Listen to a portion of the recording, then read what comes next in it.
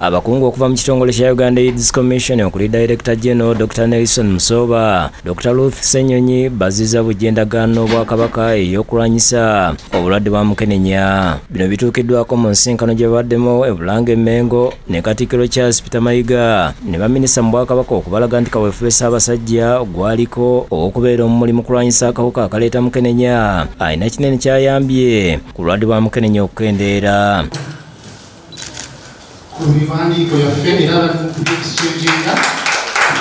Katikkiro yebaza aba Uganda AIDS Commission olw'okulwanyisa obulwadde bwa mukenenya kati waliwo ekiraga nti bukendedde, n'ategeeza nti okubukomya Buganda erina okukuba ggwanga mu ggye abantu bonna okusitulamu okubulwanyisa. Okulwanyisa mukenenya kyetaaga ngoma ya ggwanga mu ggye ffenna, naye ng'abasajja ffe tukulembeddemu kubanga ffe tutandiikiriza ebintu bino.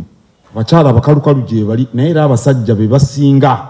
Mukenenya ava mu kwegatta era tukyogere nga bwe kiri, abaana bakitegera ddala abawala abato.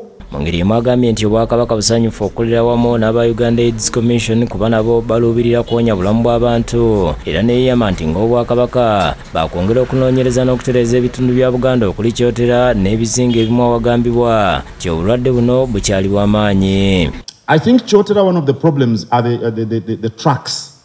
You know, now northern Tanzania uses Masaka Mutukula Road a lot. That is something that needs to be looked at.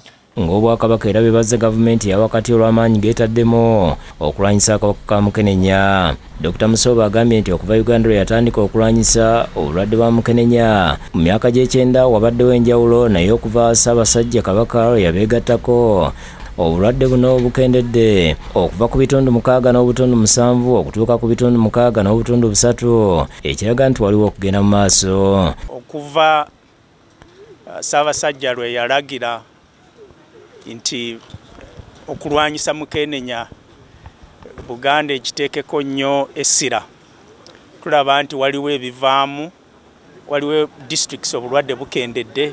Ebibala era biraga nti okuva abantu we bategeera kye bali bongera okumira eddagala n'okujjanjabibwa ekireese omuwendo gw'abakwatibwa okukka wansi, bw'ati n'asaba abazuuliddwa okujjanjabibwa. Kubanga bwe weekebeza n'omanya engeri gy'oyimiriddemu n'otandika eddagala lyo, ate eddagala n'olimira nga bw'osaanidde okukikola, tumanyi nti akawuka kakendeerera ddala, ne bw'okakebera oba tokalaba, bwe kaba tekalabika mu kukeberebwa kitegeeza ne bwe weegatta ne munno abati obulabe obw'okukafuna buba buli wansi. Dr. Senyonyi yeebaza omutanda olw'obuweereza obw'ebyobulamu bwe yassa mu Bwakabaka nga buno buyambyeko nnyo mu kulwanyisa obulwadde, n'ategeeza nga n'aba Uganda AIDS Commission bwe bakutte ensonga ez'okulwanyisa akawuka ka mukenenya n'amaanyi okulaba nga kakomezebwa mu bitundu bya Buganda byonna, naye nga kigenda kusoboka olw'okukolera awamu. Ekigambo ky'abaana okuzaalibwa nga balina akawuka twagala tukigoberera mu Uganda.